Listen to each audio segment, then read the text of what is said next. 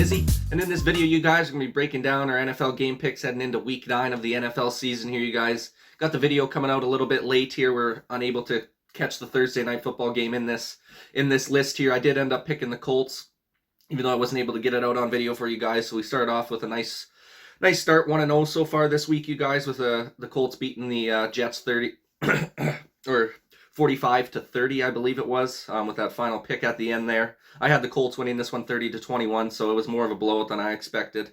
The Jets were coming back late in that game. Unfortunately, that turnover late in the game ended up costing Jets the opportunity to go do another onside kick and maybe tie up the game, which I was super happy about because I had picked the Colts plus 10. So I would have been devastated if they allowed that late touchdown in the game. I would have lost my bet. So thankfully they got that interception there. So like I said, 1-0 to start the week here. Colts end up taking the victory over the Jets, you guys. Last week was the roughest week I've had so far this NFL season. My first losing week of the season was last week. I ended up finishing with a 4-10 record last week. Just atrocious. It's just a strange week overall. A lot of weird games. A lot of upsets happened. Just things that I never expected.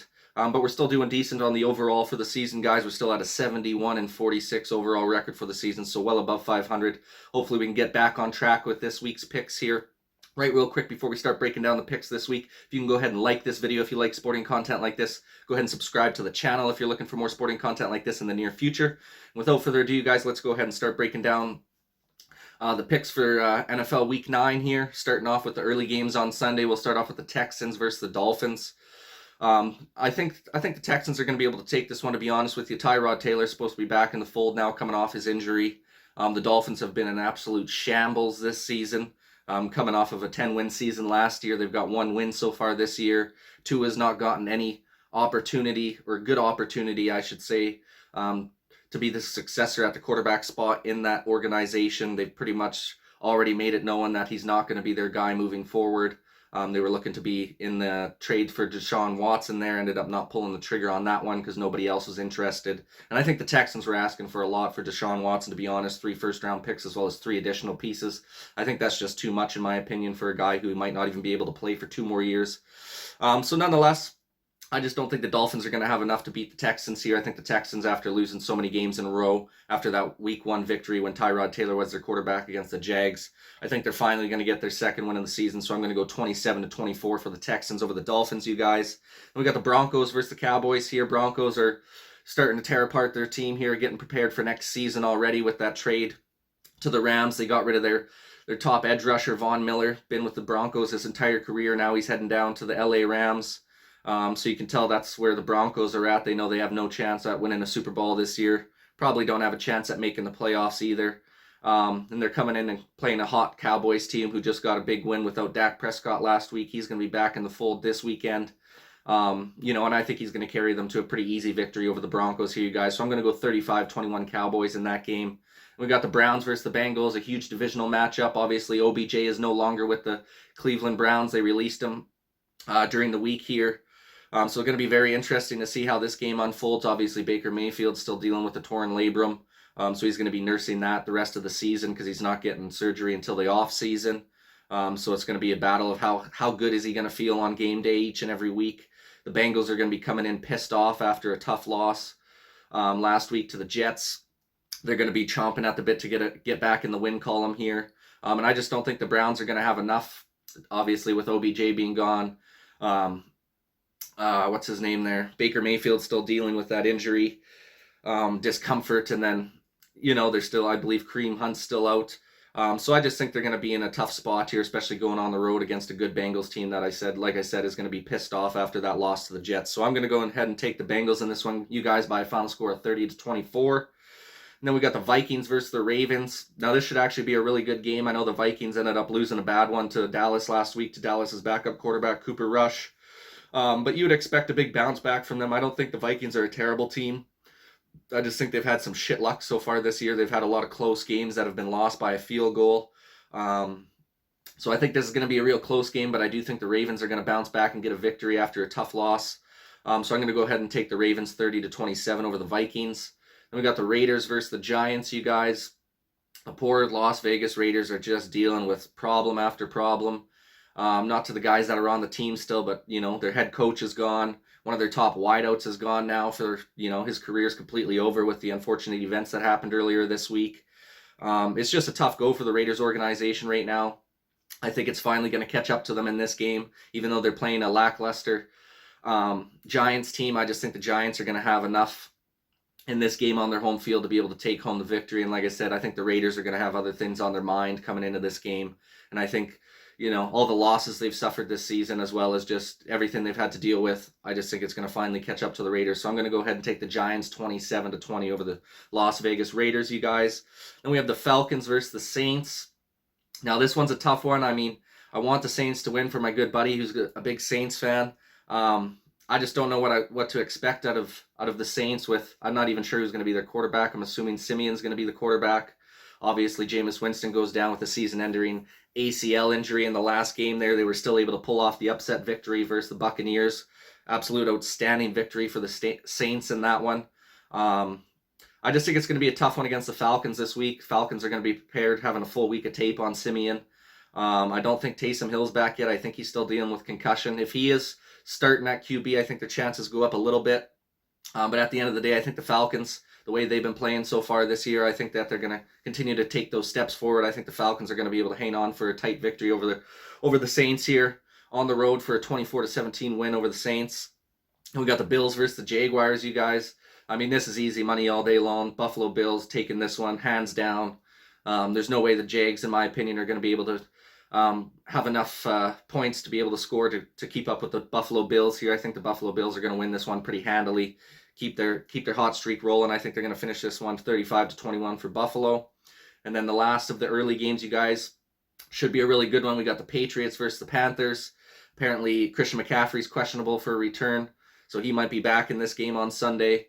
Mac Jones and the Patriots have been lighting it up the last couple of weeks. Big win over the Chargers. They've been close in some big games as well this season. They almost beat the Bucs there. They're really close against the Cowboys as well. Some really good teams in the NFC. So I really like what I've seen from the Patriots so far this season. I think they're going to be able to keep the ball rolling and keep pushing towards a playoff spot. So I'm going to go ahead and take the Patriots in a close one, 24-21, you guys. Then heading over to the Sunday afternoon games, we got the Chargers versus the Eagles to start off here. I think the Chargers get a bounce back win here after a tough loss coming off their bye week. I just don't trust the Eagles team as a whole being able to hang on for the victory in this one. I think the Chargers got the better squad all around. I also think the Chargers got the better quarterback here. So I'm going to go ahead and take the LA Chargers in a high-scoring affair, 33-27. Then we got one of the probably the bigger games of the week here. We're going to get to see not a rookie quarterback, but in his second season, he's making his first ever start in the NFL, and that's the Green Bay Packers versus the Kansas City Chiefs. Obviously, the news broke earlier this week. Aaron Rodgers is out with COVID for this game and possibly the game against Seattle. He should be back in time, though. I'm expecting him to be back in time. A lot of controversy going around the Packers right now with the news about Aaron Rodgers. I got a video that went up on my channel yesterday about that, where he did his interview with Pat McAfee on the Pat McAfee show. You guys can go ahead and check that out on my channel if you like. Should be a good game still. I think I'm excited to see Jordan Love and what he can provide for this Green Bay offense, and see how his leadership skills are in his first NFL start. Obviously, it's against a big-time matchup here in the Kansas City Chiefs, who want to get on a roll. Obviously, coming off a victory against the New York Giants, they're going to want to get a couple wins under their belt here, see if they can get a streak going so they can try and take over their division and maybe get themselves into a good playoff position here. So I think it's going to be a very tough game for the Packers. We're still dealing with a ton of injuries. I think Jordan Love's going to perform decent, but I don't think it's going to be enough to get the victory in this one. Unfortunately, I think finally the injury woes for the Packers are going to finally catch up to us this week. I think we're going to suffer a loss, unfortunately. So I'm going to go ahead and take the Chiefs 27-20 in this one. And then we got the Cardinals and the 49ers in the final game of the afternoon slots here, you guys. I think this is going to be another close, tight matchup in a division, where the San Francisco 49ers are on the outside looking in. If they lose this game, their season's pretty much wrapped up here. They got to continue to keep pumping out wins as much as possible to kind of keep in the race here with the Cardinals and the Rams. So it's going to be a very crucial game for the 49ers. Unfortunately for them, I just don't think they're going to have enough juice in the tank to be able to take on this Cardinals team that come off a tough loss against the Packers on Thursday Night Football. They get kind of a mini bye week playing on Thursday, give them a little extra time for rest and preparation against the 49ers squad. So I'm going to go ahead and take the Cardinals in a close one here by a final score of 28-24, you guys. Then that leaves us with our Sunday night matchup, Titans versus the Rams. I think this is going to be a really good game. Obviously, Derrick Henry's gone for most likely the rest of the season here with foot surgery. Pretty unfortunate for the Titans. They ended up signing Adrian Peterson earlier this week here. We'll see if he's got a little bit of young legs for a few games for him, see if he can make an impact out there on the field. I do think the Titans are going to be fine. I think they're going to be able to score lots of points still because they got a great wide receiver core. I think Tannehill's still a really solid quarterback in the league. I think they're going to be able to generate, not as good of a run game as they would have with Derrick Henry, but I do think they're going to be able to generate a decent run game still because that's pretty much what their offense is predicated on. So like I said, I think it's going to be a close game, but I think that offense and defense of the Rams is just too stout for the Titans to overcome. Even if they had Derrick Henry, I'd still pick the Rams in this game, you guys. I do think it's going to be a higher scoring game than people expect, so I'm going to go ahead and take the Rams 35-28 over the Titans in that one. And then the final game of the week coming up on Monday night, we got the Chicago Bears and the Pittsburgh Steelers, you guys. Two really good defensive teams going at it here. Been a really tough start for Justin Fields within that offense of the Chicago Bears. A little bit to blame on him, a little bit to blame on the O-line, a little bit to blame on the coach and the GM. He's not in an ideal situation. Obviously, they got one of the worst offensive lines in the league. Probably one of the worst wide receiving cores in the league as well. The surprise, I guess, for the Chicago Bears so far this season is their running back room looks a lot better than people expected. Khalil Herbert looks like an absolute beast for a rookie.